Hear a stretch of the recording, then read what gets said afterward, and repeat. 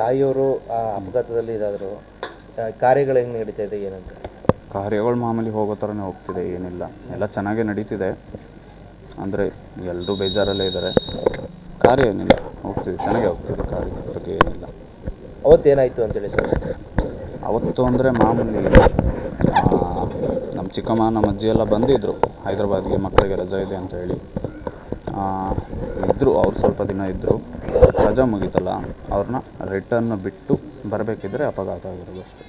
ಅಂದರೆ ಅಪಘಾತ ಆದ ತಕ್ಷಣ ಅವರು ಮರಣ ಹೊಂದಿದ್ದಲ್ಲ, ಆಸ್ಪತ್ರೆ ಹೋದಾಗಿದ್ದ? ಇಲ್ಲ, ಅದು ನಮಗೂ ನೀಟಾಗಿ ಗೊತ್ತಿಲ್ಲ ಇನ್ನು, ಯಾಕೆಂದರೆ ಹಾಸ್ಪಿಟಲಲ್ಲಿ ಡಾಕ್ಟ್ರ್ ಹೇಳ್ತಾರೆ ಆಗಲೇ ಹೋಗ್ಬಿಟ್ಟಿದ್ದು ಅಂತ.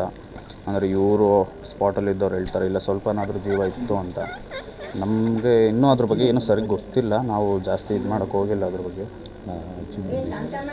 ಊರಿನ ಬಗ್ಗೆ ಜೊತೆ ಒಡನಾಟ ಹೇಗಿತ್ತು ನಿಮ್ಮ ತಾಯಿ? ಊರಿನ ಜೊತೆ ತುಂಬ ಚೆನ್ನಾಗೇ ಇತ್ತು. ಆ್ಯಕ್ಚುಲಿ ಎಲ್ಲ ಗೊತ್ತಿರೋರೆ, ಯಾಕಂದರೆ ಅವರು ಮದುವೆ ಆದಾಗಿಂದನೂ ಇಲ್ಲೇ ಇದ್ದರು, ಎಲ್ರಿಗೂ ಗೊತ್ತಿರೋರೆ. ನೀವು ಬೇಕು ಅಂದರೆ ನಾವು ಬರಲ್ಲ, ಊರವ್ರನ್ನ ನಿಮಗೆ ನೀವೇ ಕೇಳಿ, ಅವರೇ ಹೇಳ್ತಾರೆ ಅವ್ರ ಒಡನಾಟ ಹೇಗಿತ್ತು ಅಂತ. ನೀವೆಲ್ಲಿದ್ರಿ? ನಾನು ಹೈದ್ರಾಬಾದಲ್ಲೇ ಇದ್ದೆ. ನಾನು ನನ್ನ ತಂಗಿ ಇಬ್ಬರು ಹೈದ್ರಾಬಾದಲ್ಲೇ ಇದ್ವಿ, ಯಾಕಂದರೆ ಅವಳದು ಎಜುಕೇಷನ್ ನಡೀತಿದೆ, ನಾನು ವರ್ಕ್ ಸ್ಟಾರ್ಟ್ ಮಾಡಿದ್ದೆ. ನಾವಿಬ್ಬರು ಹೈದ್ರಾಬಾದಲ್ಲೇ ಇದ್ವಿ. ತಾಯಿಯವ್ರ ಜೊತೆ? ತಾಯಿಯವ್ರ ಜೊತೆನೇ ಇದ್ವಿ. ಒಂದಷ್ಟು ರೂಮರ್ಸ್ಗಳು ಹರಡ್ತಾ ಇದ್ದಾವೆ, ಅದ್ರ ಬಗ್ಗೆ ಏನು ಕ್ಲಾರಿಫೈ ಮಾಡೋಕ್ಕೆ ಇಷ್ಟಪಡ್ತೀನಿ? ರೂಮರ್ಸ್ ಅಂದರೆ ಅಣ್ಣ, ಇಂಡಸ್ಟ್ರಿ ಅಂತ ಬಂದಾಗ ನಿಮಗೂ ಗೊತ್ತು. ಈಗ ನಾನು ಇಂಡಸ್ಟ್ರಿಗೆ ಬಂದ್ರೂ ಈಗ ನನ್ನ ಜೊತೆ ಯಾರಾದರೂ ಒಬ್ರು ಇದ್ದಾರೆ ಅಂದರೆ ಫಸ್ಟ್ ಉಟ್ಕೊಳ್ಳೋದೇ ಆ ಥರ ರೂಮರ್ಸು. ಅಂದರೆ ಅವ್ರು ಎಂಥ ಫ್ರೆಂಡ್ಸು, ಎಷ್ಟು ಬೆಸ್ಟ್ ಫ್ರೆಂಡ್ಸು ಅನ್ನೋದು ಇಂಡಸ್ಟ್ರಿಗೂ ಗೊತ್ತು, ನಮಗೂ ಗೊತ್ತು. ಅಂದರೆ ಅವ್ರ ಫ್ಯಾಮಿಲಿಯವರು ಅವರು ಕಳ್ಕೊಂಡಿದ್ದಾರೆ. ಅಂದರೆ ಅವ್ರ ಒಡನಾಟ ಹೇಗಿತ್ತು ಅಂತ ನಾವು ನೋಡಿದ್ದೀವಿ ಅಷ್ಟೇ. ಬೆಸ್ಟ್ ಫ್ರೆಂಡ್ಸ್ ಆಗಿದ್ದರು. ಅಂದರೆ ಅವರು ಇಂಟರ್ವ್ಯೂವಲ್ಲಿ ಹೇಳ್ಕೊಂಡ್ರು, ನಾನು ನೋಡಿದೆ ಮದುವೆ ಆಗೋ ಪ್ಲ್ಯಾನ್ಸ್ ಇತ್ತು ಅದು ಇದು ಅಂತ. ಬಟ್ ಅಷ್ಟೊಂದು ಮಾತುಕತೆ ಅಂತೂ ಆಗಿರಲಿಲ್ಲ, ನಮಗೂ ಗೊತ್ತಿರಲಿಲ್ಲ ಅಷ್ಟೊಂದು. ದೇವರ್ ಬೆಸ್ಟ್ ಫ್ರೆಂಡ್ಸ್, ಗುಡ್ ಫ್ರೆಂಡ್ಸ್ ಆಗಿದ್ದರು ಅಷ್ಟೇ. ಅಂದರೆ ಒಂದು ಕಡೆ ನಿಮ್ಮ ತಾಯಿಯವರು ಅಂದರೆ ಈ ರೀತಿ ಅಪಘಾತದಲ್ಲಿ ತಿರೋಗ್ತಾರೆ, ಮೊನ್ನೆ ಅಷ್ಟೇ ಅವರು ಕೂಡ ಸೂಸೈಡ್ ಮಾಡ್ಕೊಂಡ್ರು ವಿಚಾರ ನಿಮ್ಗೆ ಕೂಡ ಗಮನಕ್ಕೆ ಬಂದಿದೆ? ಈಗ ನಮಗೆ ಆ್ಯಕ್ಚುಲಿ ಯಾವುದು ಕಾಲ್ಸೂ ಬರಲಿಲ್ಲ ಅದ್ರ ಬಗ್ಗೆ. ನಮಗೂ ಶಾಕಿಂಗು, ನಾವು ನ್ಯೂಸಲ್ಲಿ ನೋಡಿದ್ಮೇಲೆ ನಮಗೂ ಗೊತ್ತಾಗಿದೆ. ಯಾಕಂದ್ರೆ ನಾವು ಇಲ್ಲಿ ಕಾರ್ಯ ಟೆನ್ಷನಲ್ಲಿದ್ವಿ. ನಮಗೆ ಆ ವಿಷಯ ಗೊತ್ತಾದ ತಕ್ಷಣ ಇನ್ನೂ ಬೇಜಾರಾಗೋಯಿತು. ಯಾಕಂದರೆ ಹೈದ್ರಾಬಾದಲ್ಲಿ ಅಂದರೆ ಅಷ್ಟು ಹತ್ರದಲ್ಲಿದ್ದವರು ಅವರೇ, ಅವರು ಆಗ ಮಾಡಿಕೊಂಡ್ರು ಅಂತ ಗೊತ್ತಾದಾಗ ತುಂಬ ಬೇಜಾರಾಯಿತು. ಬಟ್ ನಾವು ಹೋಗಬೇಕಿತ್ತು, ಬಟ್ ಇಲ್ಲಿ ಕಾರ್ಯ ಇದರಿಂದ ನಮಗೂ ಕಷ್ಟ ಆಯಿತು, ಹೋಗೋಕ್ಕೂ ಆಗಲಿಲ್ಲ.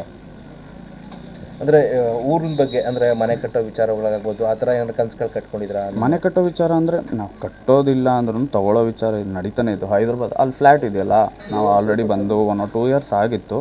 ಈಗ ಅದೇ ಫ್ಲ್ಯಾಟು ತುಂಬ ಇಷ್ಟ ಆಗಿ ಅದನ್ನೇ ಖರೀದಿ ಮಾಡಬೇಕು ಅನ್ನೋ ನಾವು ಪ್ಲ್ಯಾನಲ್ಲಿದ್ವಿ. ಅಷ್ಟರಲ್ಲಿ ಇದಾಯಿತು ಅಷ್ಟೇ. ಅಂದರೆ ಇಲ್ಲಿ ತಂದೆಯವರು ಆರೋಗ್ಯ ಯಾರು ನೋಡ್ಕೊತಿದ್ರು, ಅವ್ರಿಗೆ ಅವ್ರ ಜೊತೆ ಇಲ್ಲ, ಎಲ್ಲ ಅವರು ಗಂಡ ಹೆಂಡತಿಗಿಂತ ಬೆಸ್ಟ್ ಫ್ರೆಂಡ್ಸ್ ಥರನೇ ಇದ್ದರು. ಯಾಕಂದರೆ ಊರವ್ರಿಗೆಲ್ಲರಿಗೂ ಗೊತ್ತು.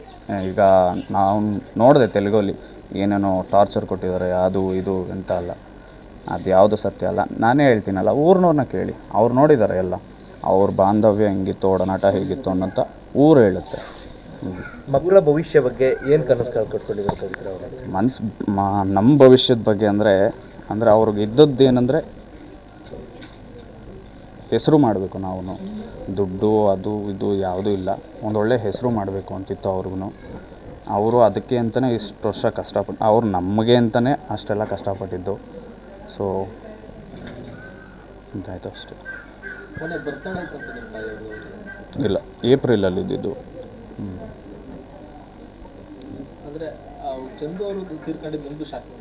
ಹೌದು, ಯಾಕಂದರೆ ನಮಗೂ ಯಾರೂ ಫೋನ್ ಮಾಡಿಲ್ಲ, ನಮಗೂ ಯಾವುದೇ ಕಾಲ್ಸು ಬರಲಿಲ್ಲ. ನಾವು ಇಲ್ಲಿ ಕಾರ್ಯದಲ್ಲಿ ಬ್ಯುಸಿ ಇದ್ವಿ. ನಾವು ಕಾರ್ಯ ಮಾಡಬೇಕಿದ್ರೆ ಸಡನ್ನಾಗಿ ನ್ಯೂಸು ನಾವು ನೋಡಿಲ್ಲ, ಯಾರು ನ್ಯೂಸ್ ನೋಡಿ ಕಾಲ್ ಮಾಡಿ ಇದೇನು ಹೀಗಾಗಿದೆ ಅಂದರು. ನಮಗೂ ನಮಗಾಗಲಿ, ನಾನು ಡೈರೆಕ್ಟು ವಾಚ್ಮ್ಯಾನ್ಗೆ ಕಾಲ್ ಮಾಡಿದೆ.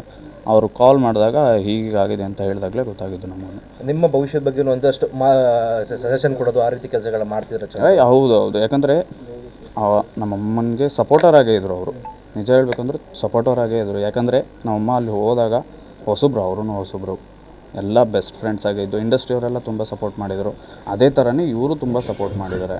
ಅಂದರೆ ಏನೇ ಜಗಳ ಇರಲಿ, ಬೆಸ್ಟ್ ಫ್ರೆಂಡ್ಸ್ ಅಂದಮೇಲೆ ಇದ್ದೇ ಇರುತ್ತೆ, ಜಗಳನೂ ಇರುತ್ತೆ, ಖುಷಿನೂ ಇರುತ್ತೆ. ಎಲ್ಲ ಚೆನ್ನಾಗೇ ಸಪೋರ್ಟ್ ಮಾಡ್ಕೊಂಡು ಬಂದಿದ್ದರು. ಅಂದರೆ ನಿಮ್ಮ ವಿಚಾರಗಳಲ್ಲೂ ಒಂದಷ್ಟು ಅಂದರೆ ನಿಮ್ಮ ಜಾಬ್ಗಳಾಗ್ಬೋದು, ಹೌದು ನಿಮ್ಮ ತಂಗಿ ವಿದ್ಯಾಭ್ಯಾಸ ಆಗ್ಬೋದು, ಆ ರೀತಿ ಹೆಲ್ಪ್ಗಳು ಮಾಡೋಂಥದ್ದು. ಹೆಲ್ಪ್ ಅಂದರೆ ಇಬ್ಬರು ಮಾಡ್ತಿದ್ರು ಹೆಲ್ಪ್. ಅಂದರೆ ಅವ್ರಿಗೇನಾದರೂ ಹೆಲ್ಪ್ ಬೇಕು ಅಂದರೆ ಅಮ್ಮನೇ ನಿಂತ್ಕೋತಿದ್ರು. ಮತ್ತು ನಮಗೆ ಏನಾದರೂ ಹೆಲ್ಪ್ ಸಣ್ಣ ಪುಟ್ಟ ಹೆಲ್ಪ್ ಬೇಕು ಅಂದರೆ ಅವರು ನಿಂತು ಮಾಡಿಕೊಡ್ತಿದ್ರು. ಆ ಥರದ್ರಲ್ಲಿ ಏನಿಲ್ಲ. He was A good support actually. ಅಂದರೆ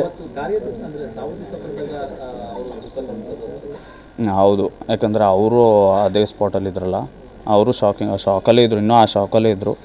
ಅವರು ಆ ದುಃಖದಲ್ಲೇ ಇದ್ದರು. ಅವತ್ತು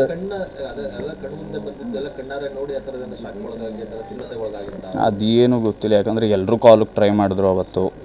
ತುಂಬ ಜನ ಕಾಲ್ಸ್ ನಾನು ಕಾಲ್ ಮಾಡಿದೆ ಅವತ್ತು ಮಾರ್ನಿಂಗು, ಹೇಗಿದ್ದೀರಾ, ತಿಂದ್ರಾ, ಹಾಸ್ಪಿಟಲ್ಗೆ ಹೋಗಿದ್ದೀರಾ ಕೇಳೋಕ್ಕೆ ಅಂತಲೇ ಕಾಲ್ ಮಾಡಿದೆ. ಯಾರು ಕಾಲು ರಿಸೀವ್ ಮಾಡಿಲ್ಲ. ಅವತ್ತು ಅಂತ್ಯಕ್ರಿಯೆ ಆದ ಬಳಿಕವಾಗಿ ನಿಮ್ಮ ಜೊತೆ ಏನಾದರೂ ಮಾತಾಡ್ಬಿಟ್ಟು ಹೋದ್ರ ಚಂದು? ಹೌದು, ನಮ್ಮ ಜೊತೆನೇ ಇದ್ರು. ಯಾಕಂದರೆ ಅವರು ಹೇಳಿದ್ದು ಒಂದೇ ಮಾತು, ಹೈದ್ರಾಬಾದಲ್ಲಿ ಯಾರೂ ಇಲ್ಲ ಅಂದರೂ ನಾನು ಇದ್ದೀನಿ, ಏನೇ ಇದ್ದರೂ ನಾನು ಇರ್ತೀನಿ ಅನ್ನೋ ಒಂದು ಮಾತು, ಒಂದು ಸಪೋರ್ಟಾಗಿ ಒಂದು ಮಾತು ಹೇಳಿಬಿಟ್ಟು ಅವತ್ತು ಹೊರಟರು ಅವರು. ಅದಾದಮೇಲೆ 2-3 ದಿನ ಆದಮೇಲೆ ಚೆನ್ನಾಗೇ ಇದು ಮಾಡಿದರು. ಹಾಸ್ಪಿಟಲ್ಗೆ ಹೋಗಿದ್ದೆ, ತಿಂದೆ, ಅದ್ರ ಬಗ್ಗೆ ಚೆನ್ನಾಗೇ ಇದ್ದರು. ಈ ಥರ ಆಗುತ್ತೆ ಅಂತ ಯಾರೂ ಅಂದ್ಕೊಂಡಿರಲಿಲ್ಲ ಆ್ಯಕ್ಚುಲಿ. ಒಂದು ಕಡೆ ನಿಮ್ಮ ತಾಯಿಯವರು, ಮತ್ತೊಂದು ಕಡೆ ನಿಮ್ಮ ಸಪೋರ್ಟ್ ಆಗಿದ್ದಂಥ ಚಂದು ಅವರು, ಈಗ ಮುಂದೆ ನಿಮಗೂ ಅದು ಅದೇ ಸ್ವಲ್ಪ ಕಷ್ಟ ಆಗುತ್ತೆ, ಆ ಥರ ಏನಿಲ್ಲ. ಬಟ್ ಹಾಗಂತ ಸುಮ್ಮನೆ ಕೂತ್ಕೊಂಡ್ರೆ ಏನೂ ಆಗಲ್ಲ ಅಂತ ಅಷ್ಟೇ. ಈಗ ನಮ್ಮ ತಂದೆಯವರು ಇದ್ದಾರೆ ನನಗೆ ಅಂತ, ನನ್ನ ತಂಗಿಗೆ ಅಂತ, ಏನಿಲ್ಲ ಅದ್ರ ಬಗ್ಗೆ. ಇದೆಲ್ಲ ಮುಗಿಸ್ಕೊಂಡು ಹೈದರಾಬಾದ್ ಮತ್ತೆ ಹೋಗ್ಬೇಕು ಅಂತ ಇಲ್ಲ, ಮುಂದಿನ ತಿಂಗಳು ಅವಳ ಎಕ್ಸಾಮ್ ಇದೆ. ಅವಳ ಎಕ್ಸಾಮ್ಗೋಸ್ಕರ ಆ ಎಕ್ಸಾಮ್ ಮುಗಿಸ್ಬಿಟ್ಟು ನಾವು ಮುಂದೆ ಏನು ಮಾಡೋದು ಅಂತ ಸ್ವಲ್ಪ ಪ್ಲ್ಯಾನ್ ಮಾಡ್ತೀವಿ. ನೀವು ಏನಾಗಿ ಬೆಳಿಬೇಕು ಅಂತ ನಿಮ್ಮ ತಾಯಿಯವರು ಆಸೆ ಪಡ್ತಾ ಇದ್ರು ಅಂತೇಳಿ? ಆ್ಯಕ್ಚುಲಿ ಆ್ಯಕ್ಟರ್ ಆಗಬೇಕು ಅಂತಲೇ ಆಸೆ ಇದ್ದಿದ್ದು ನಮ್ಮಮ್ಮನಿಗೆ. ನಾನು ಅಷ್ಟೇ, ಅವರು ವಿಲನಿಸಮ್ಗೆ ಇನ್ಸ್ಪೈರ್ ಆಗಿಯೇ ನಾನು ಆ್ಯಕ್ಟಿಂಗ್ ಕರಿಯರ್ ಸ್ಟಾರ್ಟ್ ಮಾಡಬೇಕು ಅಂತಲೇ ಬಂದಿದ್ದು. ಸೊ ಅವ್ರಿಗೂ ಅದೇ ಆಸೆ ಇತ್ತು. ನನ್ನ ತಂಗಿನ ಅದೇ ಚೆನ್ನಾಗಿ ಓದಿಸಿ ಅವಳನ್ನ ಅಬ್ರಾಡ್ ಕಳಿಸ್ಬೇಕು ಅನ್ನೋ ಆಸೆ ಇತ್ತು. ಅದು ನಡೀತಿತ್ತು ಆಲ್ರೆಡಿ ಆ್ಯಕ್ಚುಲಿ.